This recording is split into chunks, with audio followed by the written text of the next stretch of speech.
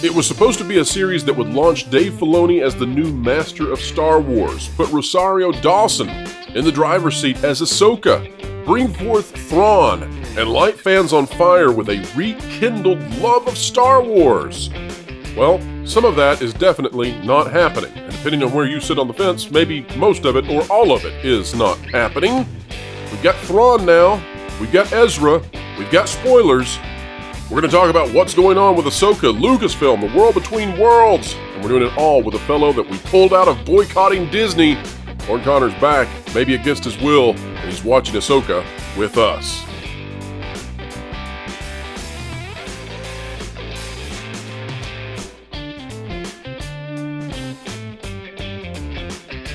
It's spoiler time here on the WDW Pro channel, folks, as we get ready to review the latest episode of Ahsoka, Episode 6. We're in a new galaxy now, so if you are afraid of spoilers, flee at this point because we're going into them. Lauren, last time I gave my thoughts, then you gave yours. We were a bit out of sync, which I think is actually pretty cool when that happens. It gives us some unexplored territory to go into, and also it seems to be that the audience out there is also split on this show. This is going to be an episode that will have very different opinions, I bet, out of people, depending on what they think. Go ahead and share what your initial thoughts are, having just watched the episode. I don't know. All right, well, Lauren, can you go a little bit more in depth on I don't know, or else this is going to be the shortest video we've ever done. Well, let's start with last week, because I kind of want to go back and touch on that a little bit. Last week was sort of baffling for me because I got ripped to shreds in the comments on both sides. I feel like I was accused of being both a Disney shill and a black pill, and so it was kind of hard to know how to respond there. This week, in a way, I sort of felt the same, but in a different kind of way. So to get back to some of the things we talked about before, one of the things I've been bringing up is the rumors of what I thought they were going to do with this other galaxy. And I've been trying to research to find out where I had heard those original rumors. I had thought they had come from Doomcock's channel. I've not been able to verify that. I didn't find the video that I thought I remembered him doing, but I did find some articles from back in January that were going back to makingstarwars.net. I think there were a couple of other sites that had also touched on them. And this episode confirmed that pretty much all of those rumors were true. And so I was approaching this episode from the standpoint of, as they were making reveals, I was going, yes, that's what I expected to see. Yes, this is what I expected to see. Some of my initial thoughts were, gosh, there are some interesting ideas here. I wish there were competent people behind this that were exploring it. Because I can understand that. I think there may have been other ways that some of these ideas could have been executed that would have been better received by Star Wars faithful. That said, I do think there are some interesting ideas here. I just don't know if I trust them to execute on them. I did think that once again the standouts were Ray Stevenson. I thought that Kevin Kiner continues to just blow my socks off with the soundtrack. I thought that there was lots of scenery and images in this episode that were beautiful, and it really did kind of make me want to see, what does the concept art look like for this? Because I'll bet there's some really great concept art. I just don't know that I trust them to go in the right directions with this. So those are kind of my initial thoughts. We can get more in depth after I hear what you thought. So we are 6 episodes in, 2 episodes left to go. Thrawn has made his big entrance. Here's what I think, Lauren. This show is called Ahsoka. Mm-hmm. When either Ahsoka or her apprentice are on the screen, my interest goes very far down. I would rather have a series completely dedicated to all the bad guys who are in this show. Every time we spend time with the bad guys, I'm having a good time. And every time we spend time with the good guys, I feel like I am in some sort of strange live-action cartoon where their emotions don't make sense, where the way they interact with others feels like it came from a Saturday morning in the 70s. It's strange. It's off-putting. I thought, okay, let me say this.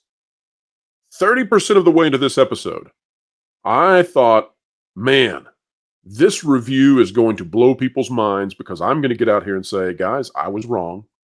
Dave Filoni's got it. I don't know where this is going. I don't know what happened with The World Between Worlds. I don't know how we're going to get to ever be okay with the sequel trilogy.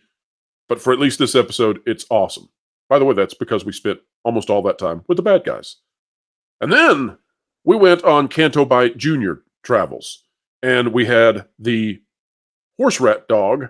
Horse Rat Dog immediately formed a bond with Sabine that made no sense. So Horse Rat Dog, that was, it was like Old Yeller condensed into 12 seconds, and that just doesn't work, of course. Nobody buys into that. And then the rock toad snail people, they suddenly appeared. Oh, don't forget that Sabine can be shot repeatedly by a blaster, no problem whatsoever.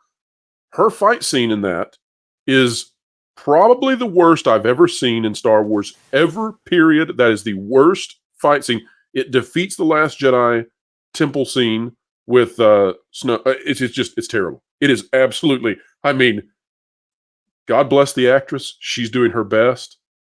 That was awful. I also don't understand at all. Zero, none. I don't understand why she was allowed to leave. I don't understand why they brought her. I don't understand why they care about Ezra, why Thrawn would care at all. Just leave him. Just success. They're both gone. Leave them. Good. Done. They win. So none of this other stuff makes sense. This is a technical thing. I have and this is not, I'm not trying to brag. I'm trying to relay to people so they can eliminate this as one of the issues. And maybe folks out there, you didn't have this problem. The audio is screwed up in this episode. You can't hear Thrawn. Like, everybody else's voices are fine. Thrawn is so quiet that, and I don't know, maybe that's just my speakers. Maybe they're having that problem. But Thrawn sounds very muffled compared to all the other characters in my viewing experience. Finally, let me say this. The iconography, the imagery that is given to us, all surrounding Thrawn with the ship and connecting with the pillar, the Night Sisters, all of that, very well done. It is undone by whatever this childish trek was that we had with Sabine. And for whatever reason, and I'm not blaming the actress, I'm not blaming the actresses, I'm not blaming the writers, I'm not blaming the director. I don't know whose fault this is. But our lead two characters in this show do not work whatsoever. And I feel like I'm in Star Wars when I'm with the Dark Jedi. Lauren? Yeah, 100% on almost all of that. There are a couple of little things that I disagree with you in a minor way, but not a big way. So I agree with you completely about the fight scene. It was terrible. And this is a trope that we're seeing in movies and entertainment a lot, in that you have this woman who's supposed to be a strong female who looks like she's probably 90 pounds soaking wet. And, I expect her to eat spinach at any point and just destroy everyone. She's invincible. And that's not to say that you can't have a convincing female action star. It just means that when you're throwing somebody that is obviously far less in weight and mass against multiple enemies, that there's no way to sell this. Now, when she's been stabbed, she's been shoddy shot, there's nothing that will take her down, Lauren. I swear a T-Rex could step on this woman and she would pick up its foot and be like, oh, I'm all good. I think you do get a little bit of a gimme with the blaster shots because she's wearing Mandalorian armor under the poncho. But that said, just rush her. You can take her down easily just by crushing her under your mask. She'll do a Chuck Norris from 12 feet away on you, and it'll still connect somehow. I actually didn't have a problem with the Howler. I was going to say that I kind of liked the Howler and even the snail crab people a little bit. Is Howler the name for a dog horse, whatever, rat creature? I suppose, I guess you wouldn't know this. My son has some hearing loss from when he was a a young boy. He had a fairly rare disease that caused his hearing to go. And so when I watch these things, I've always got the subtitles on, and so it gives you a lot of extra detail there if you happen to be watching that. So yeah, those are called howlers. I'm a little unclear on the people that Sabine encounters because they say that they're speaking a language called Noti, Noti, but good so are Lord. the bandits, and so I don't know if the bandits are like older versions of these things or if they're different species. I don't know why they're called the Noti. So I think I they're don't. extras out of Willow. That's all I can figure. w- Well, They're strange.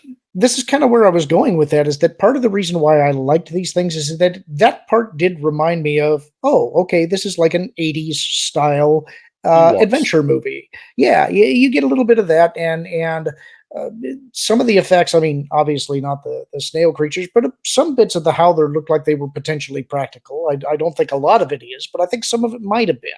And I'm always happy when I see practical effects. I think a lot of the reason why that part of the episode didn't work is because everything was so truncated. Like you said, it's like she sets off, and 5 minutes later, she's encountered these people that miraculously know who Ezra is, take him straight to the village, and she's already found Ezra. You know, the That's dog not. when Dog Horse Rat leaves her, abandons her, and she gets mad at him. I'm like, did you think you had a bond with the creature you just met? That, like, of course he left Yeah, you. It only and makes sense. It's only this is a it's a big problem with the whole rest of the series because this is an 8 episode series. They've wasted the first potentially 4 episodes just to get to the point where you could start to go, okay, something's happening here. And now they've got, let's see, this was episode 6, right? So we've got 2 episodes to 2 episodes go. left. And that's not enough time really to do much of anything. Did Ahsoka in this episode do a single thing that mattered? Did Ahsoka appear in this episode? Okay, that's good enough. Keep going, Lauren. You've answered that question. I mean, she was in when they were recapping what had happened in the previous episode. That's right. Despite the recap that Disney Plus gives, Ahsoka was there to give us another recap. You're exactly right. Yeah, and so that's another major failing of the show is that it's called Ahsoka, but very little about it has been about Ahsoka at all. And she and Sabine are the least interesting parts of the show, in my view. However, what I do like about the show is when it is doing world building and when you're focusing on the villains, you get some potentially good stuff there. I just don't think they're going to handle it correctly. And what I mean by that is, I don't think you had to leave the galaxy to do this. I don't think that, and there are also problems created by having the Dathomiri people originate on a planet outside the galaxy that is clearly called Peridea. And they tried to cover that in the subtitles by calling those people, instead of Perideans, Dathmiri. They dropped the O in the middle. And so I think what they're going to say is that when they migrated to the galaxy proper, that they christened the planet they settled on Dathomir. I think that's going to be a retcon that they do. I don't think that works very well, but I think that's what they're going to do. What I do think is a positive here is that you need to have some type of a force-sensitive villain class. When they eliminated the Sith, that's a big problem. I always felt that they should resurrect the Sith, but they appear unwilling to do that because I think they're afraid that would contradict George's point of bringing balance to the Force by eliminating the Sith. Wait a minute, Lauren. Does the Force exist outside of the galaxy in which Star Wars takes place or used to take place? They're treating it differently with the Night Sisters. They're calling it Night Sister magic, which is what they called it in the Clone Wars. They're adding a little context to it in that they're treating it like a tapestry. They are talking about threads and weaves and things like that. And so they're probably more akin to either, I would say, Greek or Norse mythology when you're talking about those who view the threads of fate and manipulate them by tugging on the strings. And so I think they're going to introduce some of that into the mythology, is my guess. All right, so tell me which of these you think is at fault here. When the main characters are on screen, I lean towards hating the show. And when the bad guys are on the screen, I lean towards being very enthralled with it. So is it the actors who are at fault for this? Is it the writing? Is the writing giving the villains all of the good stuff? Or is it the director telling, hey, Sabine, treat this like you're in a little kid's cartoon, and then talking to the villains and saying, "Oh, no, no, no, this is a serious drama. You treat it as such." Who's at fault here? Who's doing this?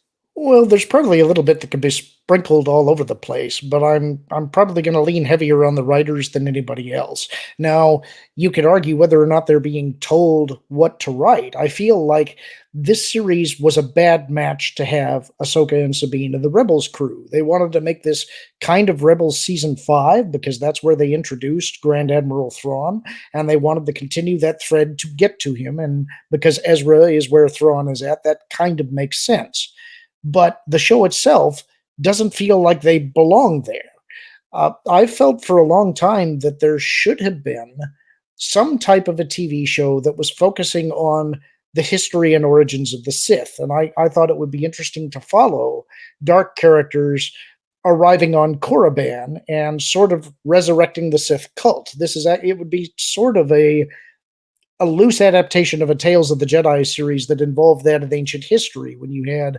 Satal and Alima Keto go to Korriban and create a cult called the Krath. They were fascinated with the Sith and managed to sort of resurrect some ancient Sith lords, and so and kind of restart the Sith throughout the galaxy in a form or fashion. You could do a loose adaptation of that kind of story to bring the Sith back into Star Wars after Return of the Jedi. The problem there is whether that does contradict what George stated, which is that when the Sith are eliminated, the Force is brought back into balance, and that was the point of the prophecy. But you could say that they already sort of screwed that up with the sequel trilogy, so I don't know if you can make that argument. That's where you get into the weeds That of. sequel trilogy. How many things can it ruin? Now, that's also where we're leading here with this new Night Sister faction and the Kintsugi stormtroopers. Uh, I had kind of told you before that what I thought they were going to do is they're going to have to deal with Thrawn's lack of troops and with the lack of a fleet. They're dealing with the troops by pulling these ancient dead from catacombs underneath Peridea, which I believe these Night Sisters are going to resurrect. There's going to be this ritual that's probably going to tie into the broken Kintsugi's repaired stormtrooper armor. That was part of the rumors that floated around back in January. And so I think this is where he's going to get his troops. It's not going to be clones. It's going to be the Sith magic infused zombies, essentially. Now the question is, are they going to deal with the fleet question? But that Kintsugi stormtrooper armor ties directly to Kylo Ren's reforged helmet in The Rise of Skywalker. So they're going to do that tie there as well. All right, so we've got two characters who made their appearance in this episode. We're going to talk about Ezra first. So Ezra is here. Lauren, I thought that the introduction of Ezra with Sabine was not very believable. It felt, again, like a cartoon because they immediately went into their cartoon dialogue as opposed to her running up to him and throwing her arms around him or something akin to that, what you would actually anticipate. Instead, they went straight into snarky, kid-like banter. I didn't believe it. But what do you think about Ezra with the brief appearance we had? I think it's too early to know. I think that this falls on the writing again as well, and the fact that they are compressing everything into these last 3 episodes, I think, is not helping them because they don't have time to give it the time that it needs to be a believable, breathing relationship. So they just sort of have to smash it together to get wherever it is that they want to go. I didn't have any objections to the actor playing Ezra at all. But we haven't seen anything of him, so I don't know that you can judge that performance yet. I did notice that underneath the clothing he was wearing, he had this chain shirt, and I have some questions about that. I suspect that's going to be important in some way, so I'm curious to see where they go with that. Other than that, it didn't really make an impression on me. So I think it's also fair to say that it's looking more and more likely now that the first 3.5 episodes were basically unnecessary in this show. Is that your opinion as well? And that's really condensed this. I think the first 4 episodes were unnecessary. I think you probably could have done far better things with those episodes than what were done.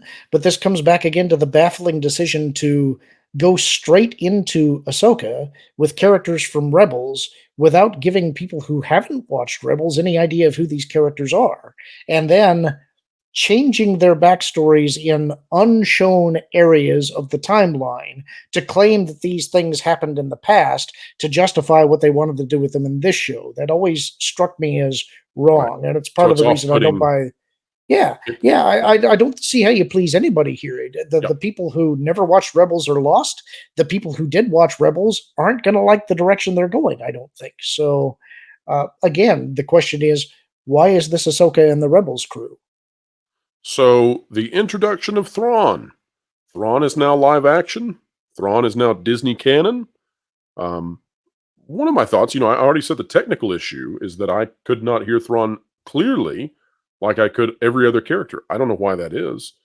But the other thing I would say is that Thrawn did not intimidate me.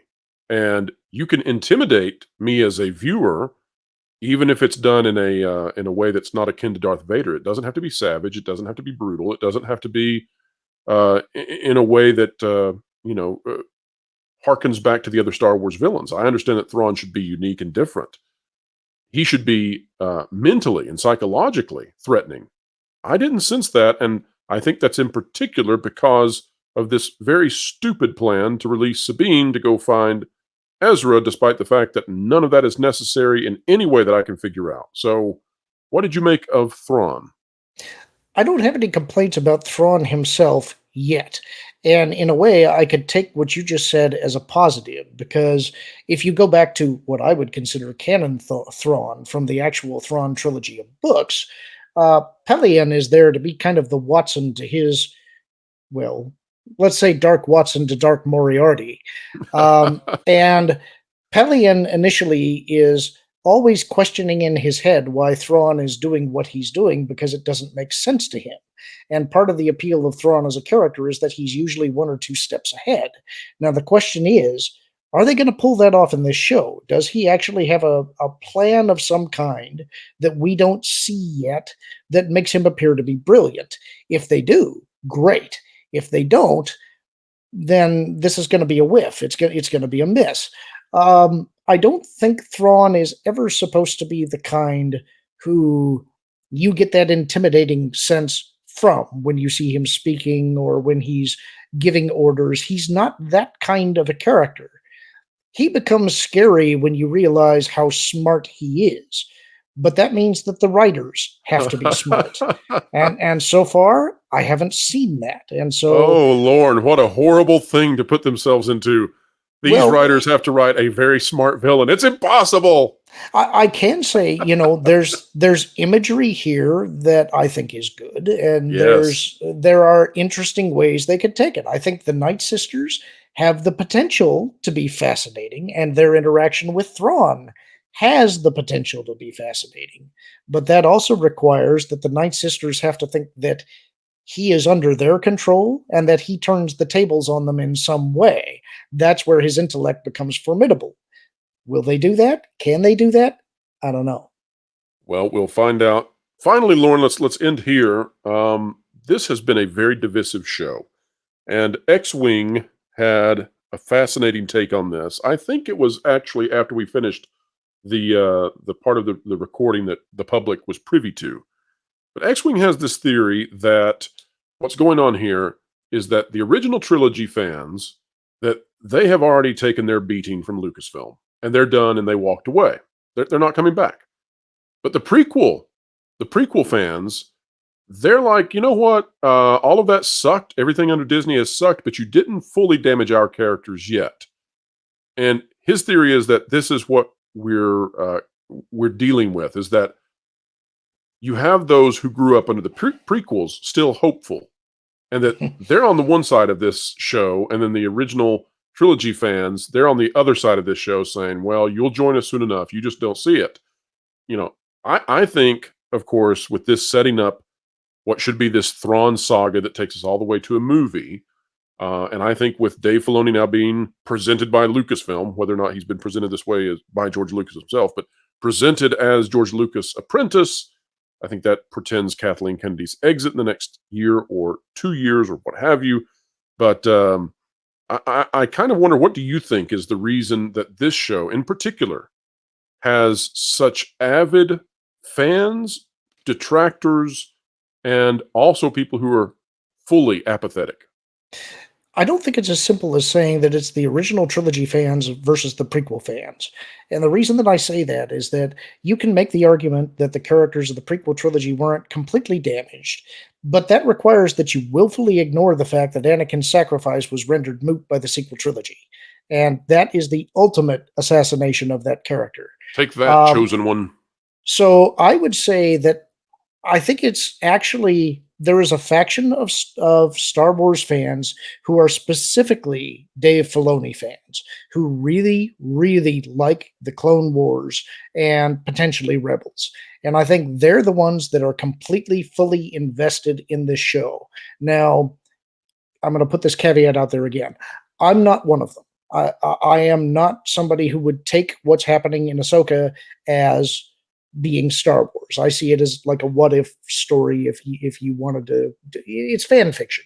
Mhm. Um, but I understand that there are people that do love what Filoni does, and they have a lot of faith in him. And I think that what you're going to have to see is where does the show actually end up going? They've only got 2 episodes left. I would say most of it really has not been about Ahsoka. I think every time Sabine is on the screen, I'm wanting to hang myself because I can't Finally, I Lord, can't you say what I feel. Yeah, well, I mean, minus the hanging, but you know, it's awful. you know The two protagonists are awful. I feel bad because I don't want to attack the actress. I assume that No, she's doing the best that she can with what she's been given. I just don't believe that this is Sabine. I have Rose never Tico believed all it over again. in a way. And so I again, I don't want to take anything away from people who are enjoying the show. And I will say, I love the music. I love Ray Stevenson's performance. I think this episode in particular, what it did make me want to do is see the concept art. I liked the imagery of this episode. But my guess is that where we're going is kind of what I predicted before. It's just going to be a jumping off point for Skeleton Crew. Star Wars now feels like it's a TV property. It's not a cinematic property anymore. And every TV show is just a commercial for the next TV show. They're never really going anywhere until they get to the sequel trilogy and then they stick a stake in it. So, And even uh, worse, I think everything they're doing right now is in a journey to try to explain and justify the sequel trilogy.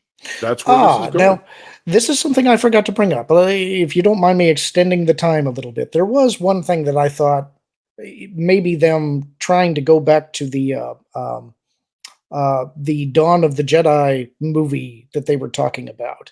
And that is Balin's discussions with Shin about what the power of the pathway to Paradia is. And this is one place where I think they could have an interesting hook, potentially. And that is that my suspicion is he thinks that there is another gateway to the world between worlds there. I think that he thinks that there's a doorway there for some reason.